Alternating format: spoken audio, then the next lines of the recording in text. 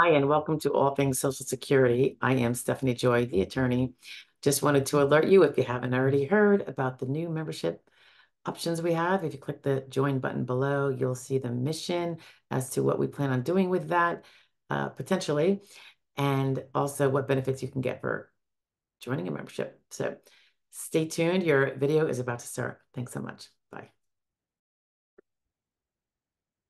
Okay, so recent discussion about when a medical problem you have is actually sufficient to be considered a medically determinable impairment, which is required under step 2 of the sequential evaluation process.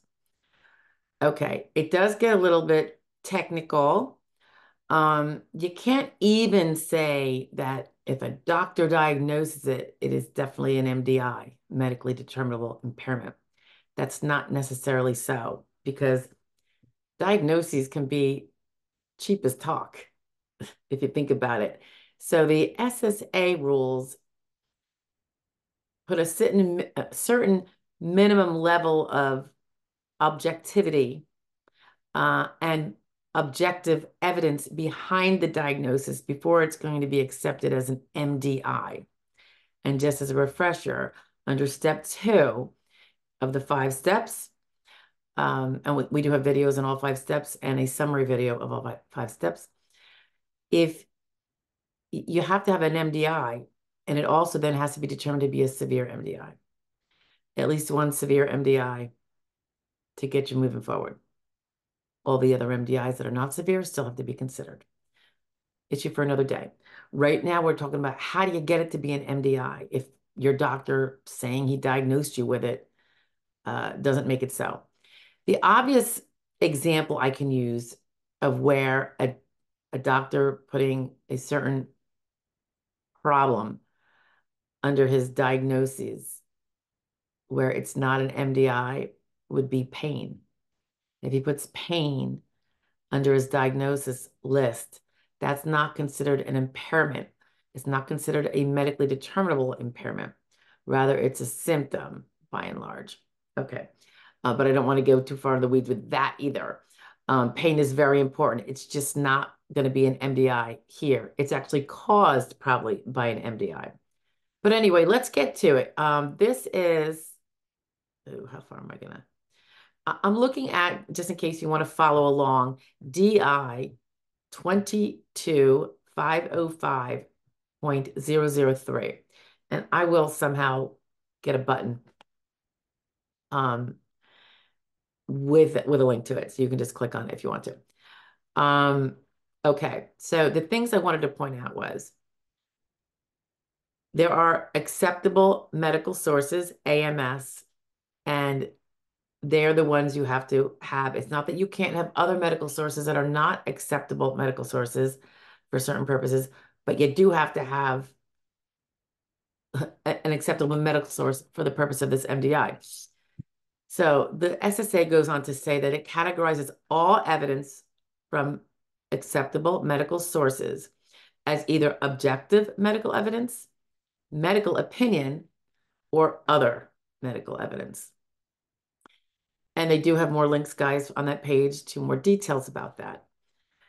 So again, the 3 things: objective medical evidence, medical opinion, and other medical evidence. The big important one here is objective medical evidence. That is defined as signs, laboratory findings, or both. So that's very specific. So they go on to say that objective medical evidence from an AMS, an acceptable medical source, needed to establish the existence of a medically determinable impairment. So you have to have that objective medical evidence, which, as we said before, is signs, laboratory findings, or both. The objective medical evidence, I feel like I'm Susie at the seashore, is needed to establish the existence of the MDI, the medically determinable impairment. You have to have that objective medical evidence. So, moving along, they emphasize that they cannot establish an MDI, medically determinable impairment, based on symptoms, a diagnosis, or a medical opinion without the objective medical evidence. Okay. An MDI must result from anatomical, physiological, or psychological abnormalities identified by medically acceptable clinical and laboratory diagnostic techniques.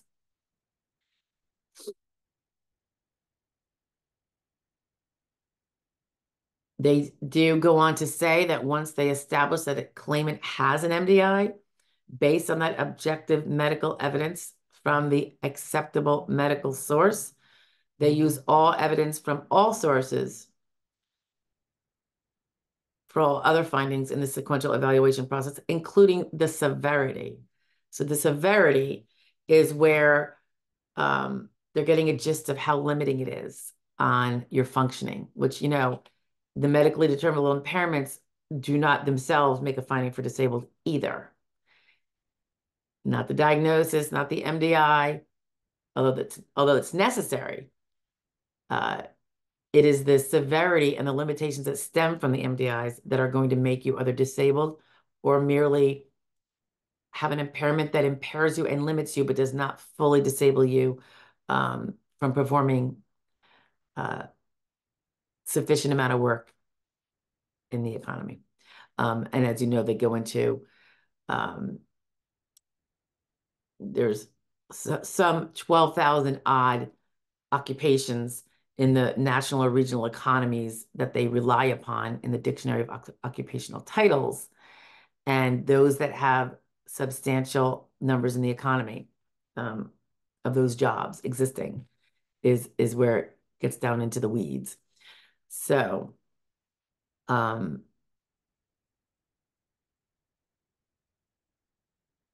this is just a little add-on here. Medical sources who are not acceptable medical sources, but are legally permitted to provide healthcare would include naturopaths, chiropractors, and therapists. We use all of those, therapists in particular, but certainly a lot of people do see chiropractors.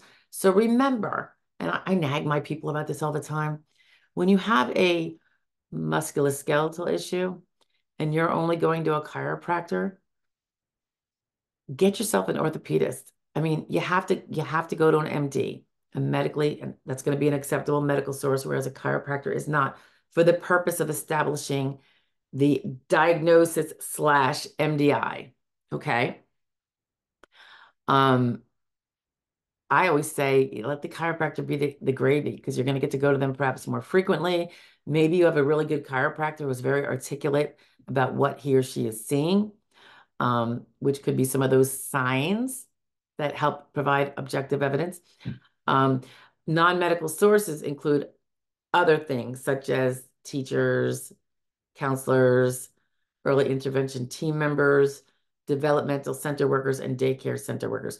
Those people are not going to be able to find you an MDI. They will be the gravy on the mashed potatoes after you get all the official stuff from actual medical providers that are acceptable. Okay. But the biggest thing I wanted to drive home was that your doctor merely saying something under a diagnosis section in the medical records is not going to make it a diagnosis. He's going to have to explain how that came to be, basically. What's the objective medical evidence that points to that diagnosis, right? Is there blood tests? What are the diagnostic tests, the laboratory tests? Is there x-rays, MRIs, CAT scans? Signs are also important. What he witnesses, what he sees, what he measures, what he observes. But just saying that you have a diagnosis isn't going to be sufficient. I'm actually appealing a case right now where a particular impairment, tremors, not only was not considered an impairment, an MDI, but also wasn't considered in terms of the limitations. Let's say tremors in your hands. If you have tremoring hands, I suspect you're not going to be able to perform heart surgery, right? So there are going to be limits to what you can do. And I say heart surgery just to be obvious about it. But how difficult might it be to do small parts assembly if you have tremoring hands for an 8-hour workday, 5 days a week? So whether it is an MDI or a limitation stemming from the MDI, a different MDI that actually causes the tremors, such as brain damage. Yeah. So anyway, I shot out that appeal today with a brief. We'll see where that goes. All right. They go on to emphasize, and I think I said this before, perhaps, they cannot establish the MDI, medically determinable impairment, based on symptoms, diagnoses, or medical opinion. So you have to get that objective medical evidence, which would be the signs noted by the acceptable medical source, like a MD or a DO. There are some other, in fact, if you want me to go into them, I typically wouldn't do this right now, but AMSs, acceptable medical sources, are licensed physicians that it could be medical or osteopathic doctors, like I just mentioned, licensed or certified psychologists at the independent practice level. So that would be for mental health MDIs, diagnosis, which then can be an MDI. School psychologists or other licensed or certified individuals with other titles who perform the same function, et cetera, et cetera.